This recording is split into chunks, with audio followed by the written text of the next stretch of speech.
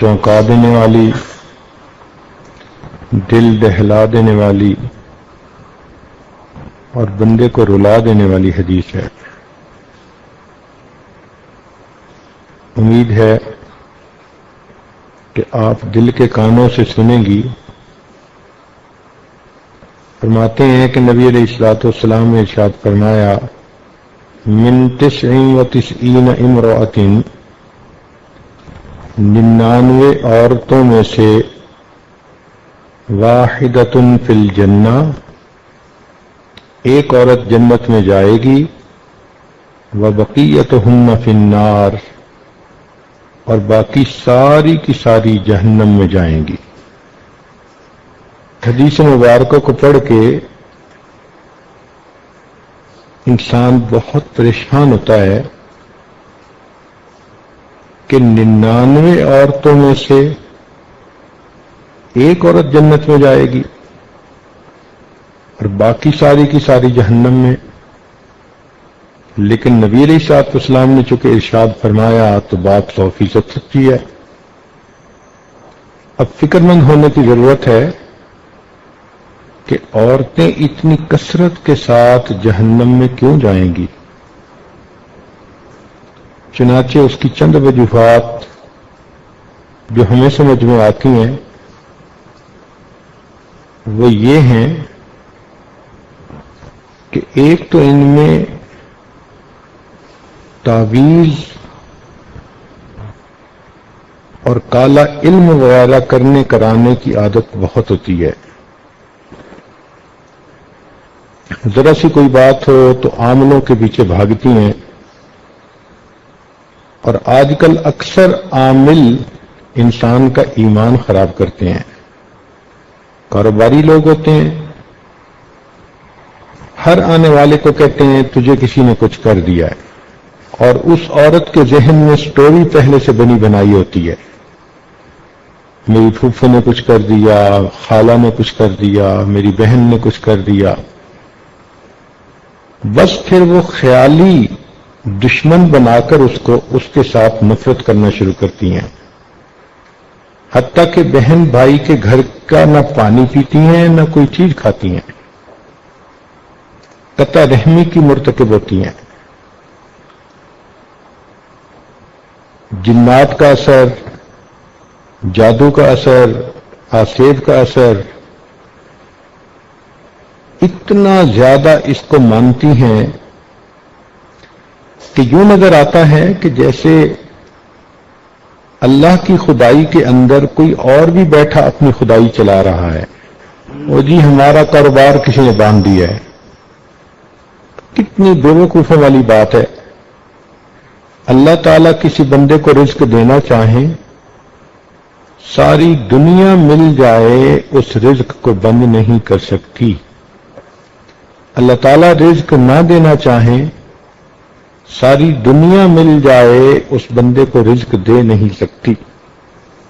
اللہ رب العزت قادر مطلق ہیں۔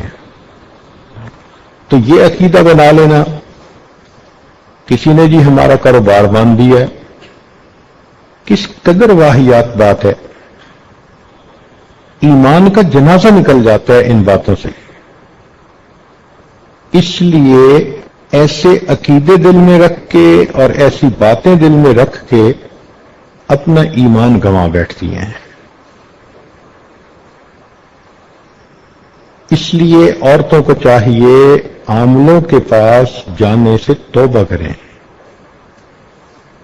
جتنی مرضی پریشان ہو یہی سوچا کریں کہ یا تو یہ میرے عملوں کا نتیجہ ہے یا میرے رب کی طرف سے امتحان ہے۔ بس ان دونوں صورتوں میں مجھے توبہ استغفار کرنا ہے۔ اللہ تعالیٰ مغیر الاحوال ہیں، وہ میرے حالات کو خود ہی ٹھیک کر دیں گے۔ تو اپنے عقیدے کو خراب کر بیٹھتی ہیں، یہ ایک بنیادی وجہ ہوتی ہے۔ اور پھر اس کی وجہ سے پتہ تو ہوتا نہیں کہ کس نے کیا کیا، لہذا قریبی رشتہ داروں کے بارے میں دل میں کینہ رکھتی ہیں، کہ فلاں نے کچھ کر دیا ہوگا، اور یوں قطع رحمی کی مرتکب ہوتی ہیں۔ ایک عورت نے ایک مرتبہ فون پر پوچھا، میری یہ پریشانی وہ پریشانی، مجھے لگتا ہے کسی نے کچھ کر دیا ہے۔ تو میں نے کہا ہاں ہاں مجھے بھی لگتا ہے کسی نے کچھ کر دیا ہے۔ تو بڑی خوش ہو گئی کہ حضرت جی نے میری بات کی تصدیق کر دی۔ میں نے کہا کہ مجھے لگتا ہے کہ آپ کے نفس نے کچھ کر دیا ہے۔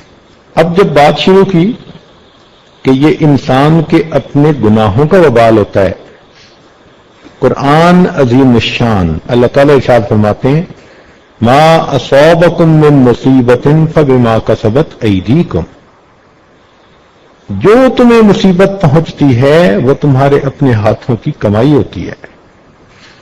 اب اس کا دماغ صاف ہوا، کہنے لگی جی میں تو لوگوں سے دشمنی دل میں لے کے پھر رہی تھی، آپ نے مجھے سمجھا دیا کہ اصل دشمن تو میرا اپنا نفس ہے جو مجھے گناہ کرواتا ہے۔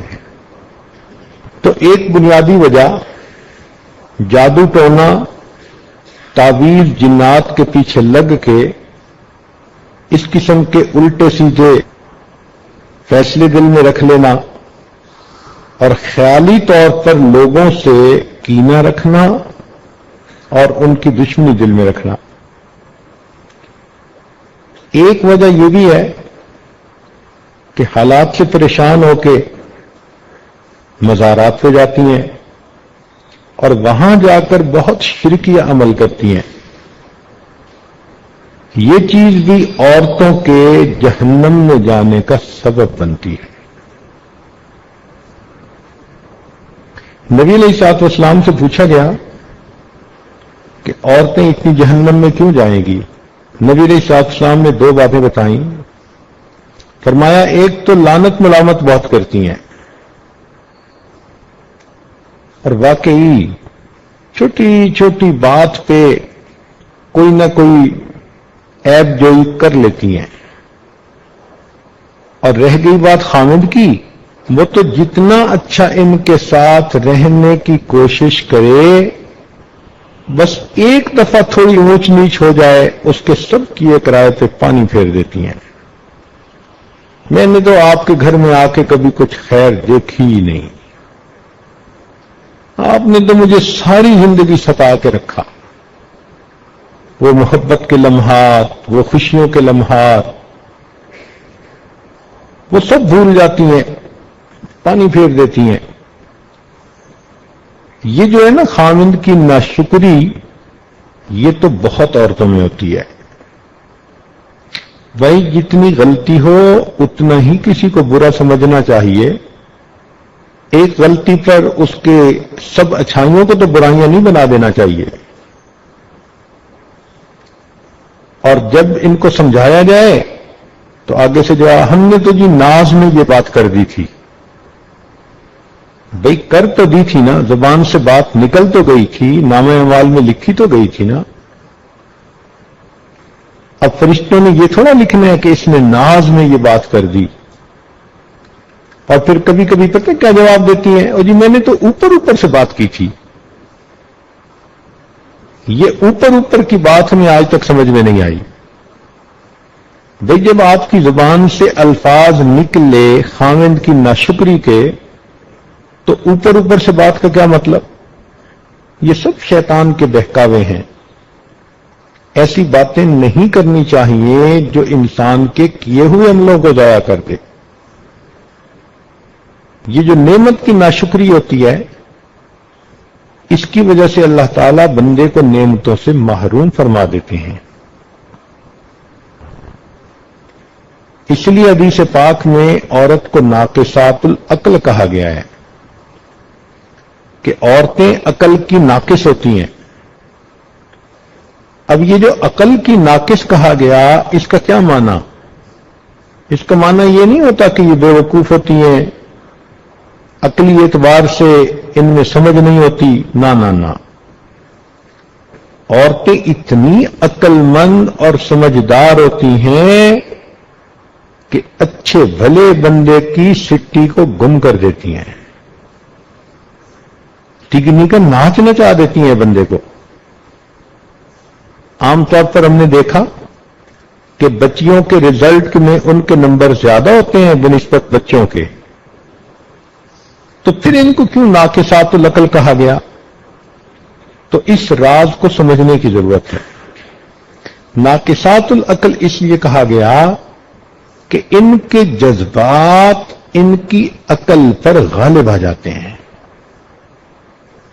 लिहाजा जिससे मोहब्बत करती हैं इतना चाहेगी कि जी करेगा कि सारी दुनिया के लोग मर जाएं और गलियों में बस ये चले।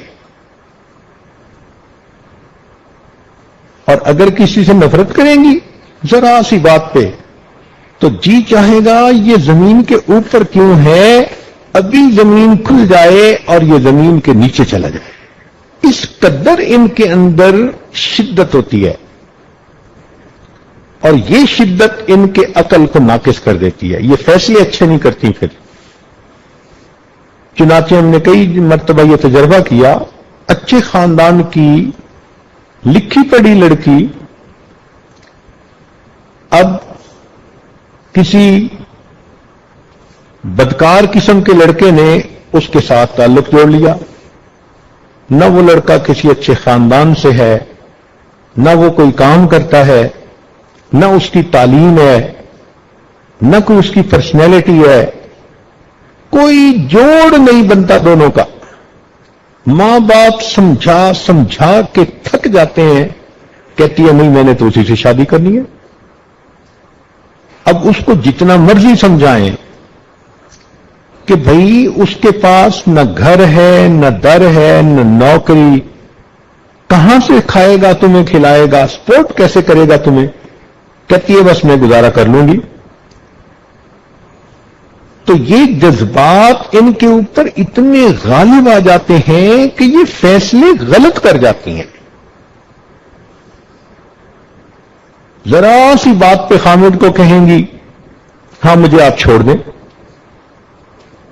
तो ये जो बेवकूफी के फैसले कर देती हैं ना जज्बात में आके, शरीयत ने कहा कि ये नाकिसातुल अक्ल होती है।